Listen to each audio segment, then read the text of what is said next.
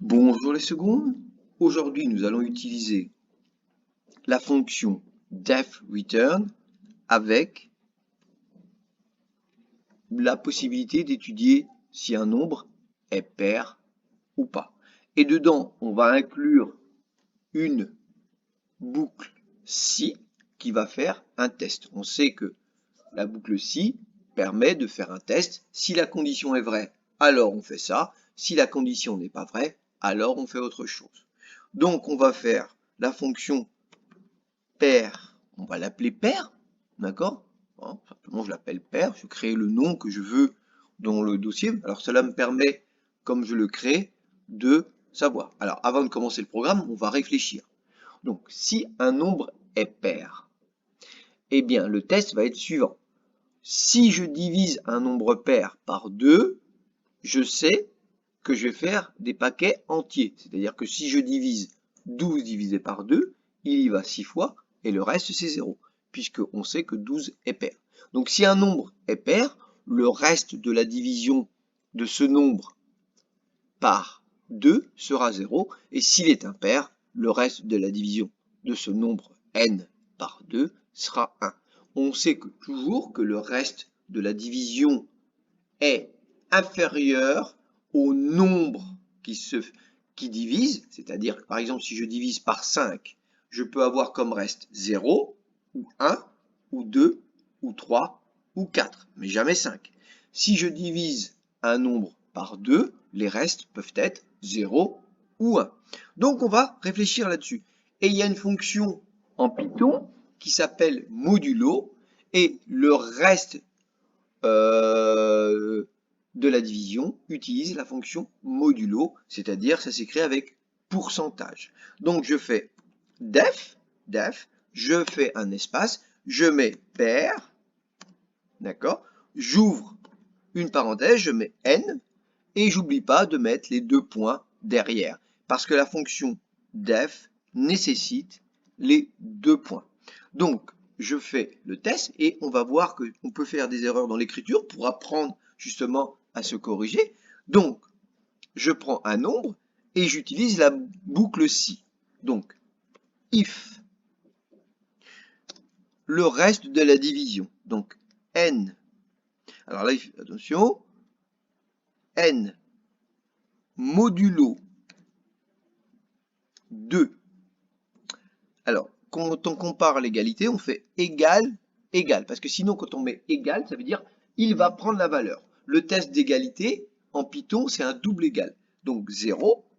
On n'oublie pas les 2 points parce que dans la boucle si, il faut toujours les 2 points. Donc là, je lui mets print ou return. On va mettre return, return. Et on va lui dire print. D'accord? Oui? On va lui dire print. Alors, dans le print, il y a aussi ça. Et dans le print, on met, pour écrire quelque chose, on met ça, guillemets, le nombre est pair, puisque le reste de la division est 0. Et si il est impair, on met else, au même niveau que le if, vous voyez, au même niveau d'indentation que le if, je mets else, pour vous écrire, else, d'accord? Ok, toujours 2 points, n'oubliez pas, derrière la fonction, parce qu'il y a toujours une indentation, ça veut dire un décalage, et pour comprendre qu'il a bien compris, return, voilà, return, j'ouvre une parenthèse, je mets print, donc print ça veut dire il va écrire ce que je lui demande, et quand j'écris entre guillemets avec une parenthèse, donc j'ouvre une parenthèse, et quand j'écris avec les guillemets entre parenthèses, alors moi j'aime bien mettre les doubles guillemets, on peut le faire avec les deux, mais les doubles guillemets c'est plus précis, donc on met le nombre est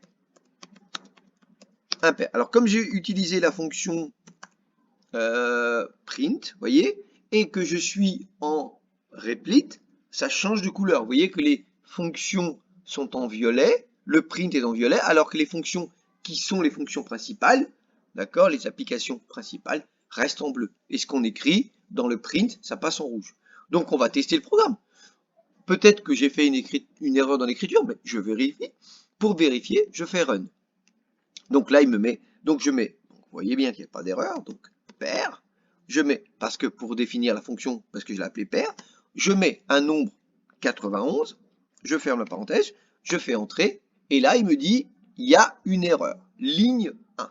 D'accord, comme ça, on apprend à regarder.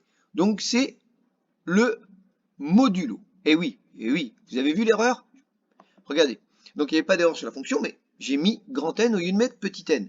Forcément, il ne peut pas me dire que c'est petit n, puisque moi j'ai choisi petit n, alors que j'avais mis grand N. Donc je recommence. Voilà, c'est comme ça qu'on apprend à programmer. Donc paire, voilà, il faut apprendre à faire des erreurs pour voir qu'on programme bien. Donc je mets 91, comme j'avais dit tout à l'heure, et là il va m'afficher le nombre est impair. Et j'ai pas besoin, donc si je veux faire paire, je fais paire de 62, et vous voyez, regardez, il va me mettre le nombre est pair. Vous voyez? Donc ce programme a mis juste 4 lignes, j'ai utilisé la fonction def return, donc def, je prends une fonction que j'appelle pair, et je vérifie si cette fonction est paire ou impair. Donc voilà, donc je vais vous mettre le lien de cette vidéo, d'accord? Et vous voyez bien